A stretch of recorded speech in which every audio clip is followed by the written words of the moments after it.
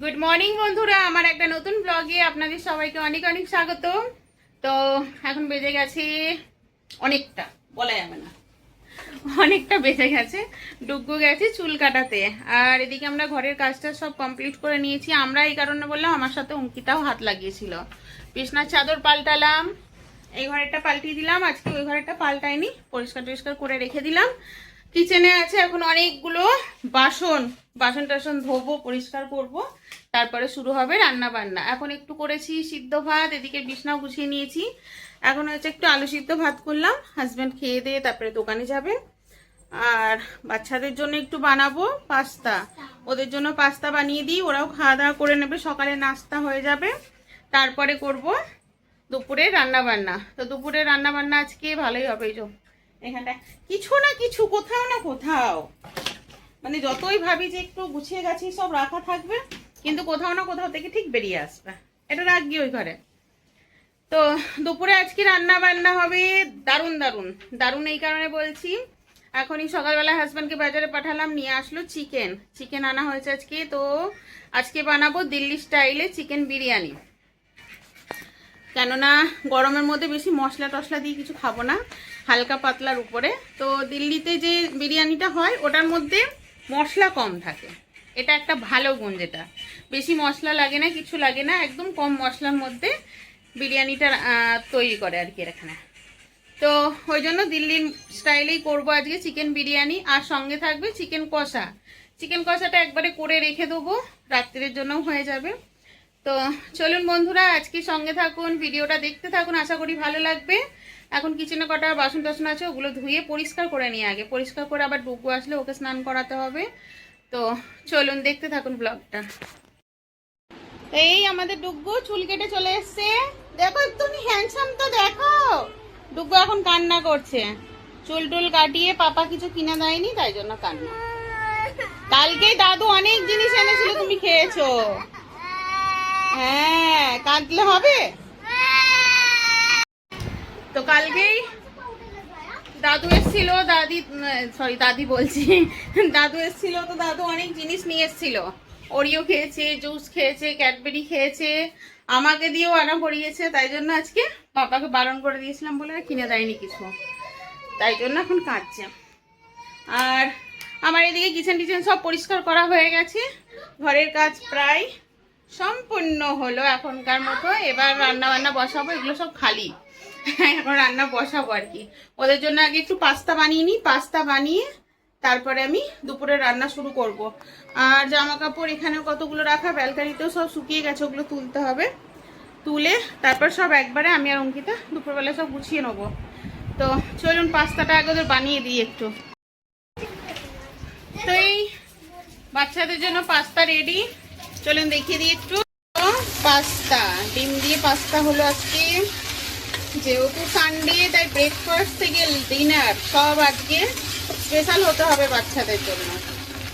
তো এই হলো আমাদের সকালের আজকে ব্রেকফাস্টে থাকলো পাস্তা।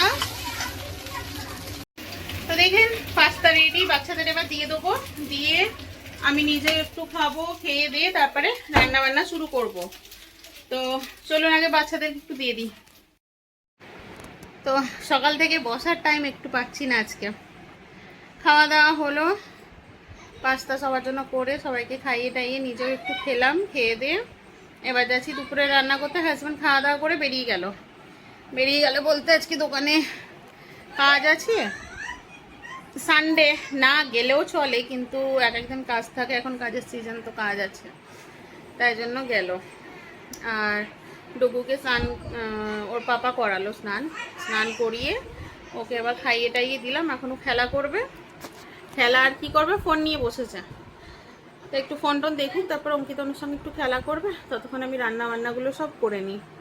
তো রান্না তো বললাম আপনাদের, বিরিয়ানি করব একটু, আর চিকেন কষা করব। তো এদিকে আমি ভাতটা বসিয়ে দিয়েছি, ভাত বলতে বিরিয়ানির চালটা ধুয়ে বসিয়ে দিলাম। আর এদিকে এসছে প্রচন্ড বৃষ্টি। বাবু জামা কাপড় সব ভিতরে রাখ, সব ভিজে যাবে ছিটা এসে। বাপরে, গরমের মধ্যে একটু ঝমঝমিয়ে বৃষ্টি চালু হয়েছে। যা নিয়ে যা, সব নিয়ে যা।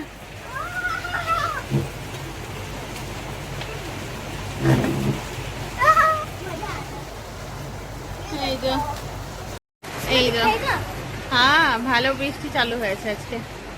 অনেক দিন পর বৃষ্টি। বাবা এসি বন্ধ করে দে। অনেক দিন পর বৃষ্টি আজকে, মানে গরমে হাঁপিয়ে যাচ্ছিল সবাই। কারেন্টও চলে গেল, কি করি এবার? আমি যদি রান্না বসিয়ে দিয়ে এসছি। হাই হাই, ও কোনটা করে বাবু? লাইটটা কোনটা?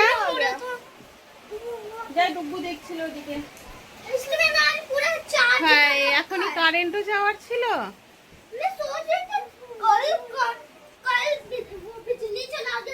বারে বাহ,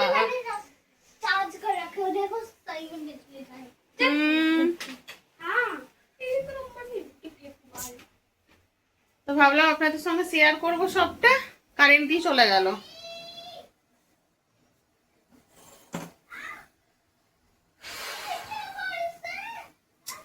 কি আর করব, এর মধ্যে এখন রান্না বান্না করতে হবে, যেহেতু রান্না বসিয়ে দিয়েছি। কিন্তু আটকাতেও হবে, বন্ধই করে রাখি একটু, কেননা মশলা করবো কি করে আমি? আমার তো মশলা করা নেই। এটা একটু বন্ধ এখন, দেখি কতক্ষণে আসে কারেন্ট, তারপরে নালে শুরু করব।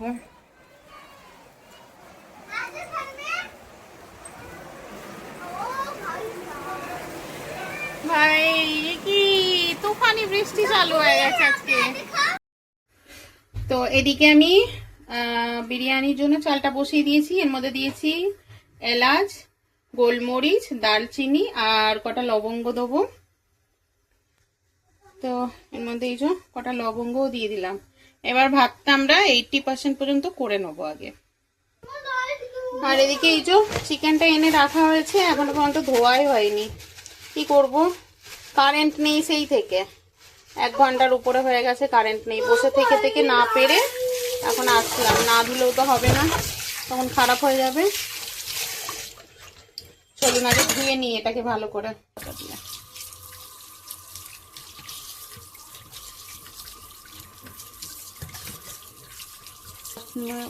क्या करते हैं उसको, स्पीड स्पीड मोशन निकालने। तेरा हाथ का वो आ रहा है, सैड आ रहा है।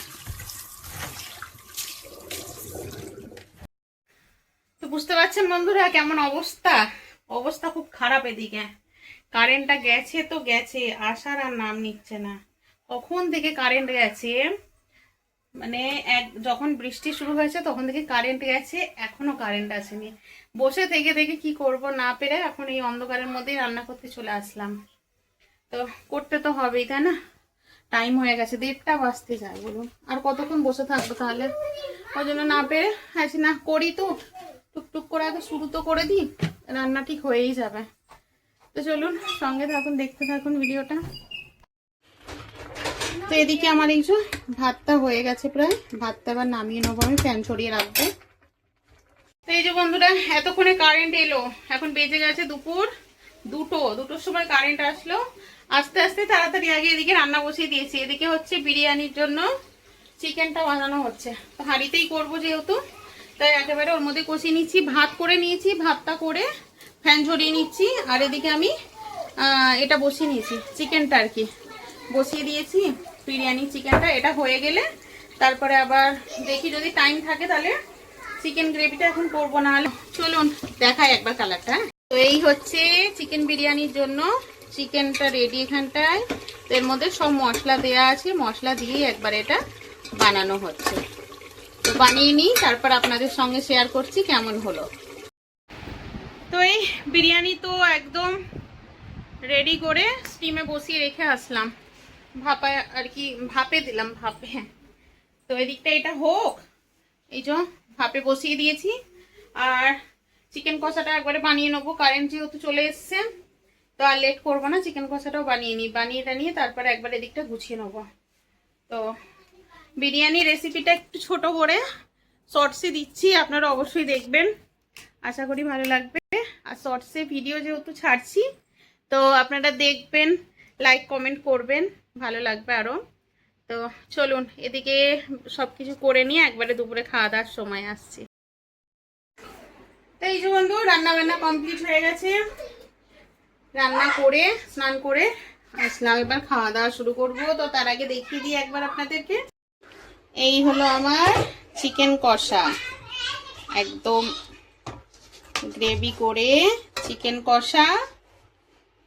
এই হলো চিকেন কষা, আর এদিকে আছে আমাদের বিরিয়ানি। তো এই হলো বিরিয়ানি। বিরিয়ানি আগে গামলায় সব বেড়ে নিচ্ছি, বেড়ে নিয়ে সবাইকে দেবো।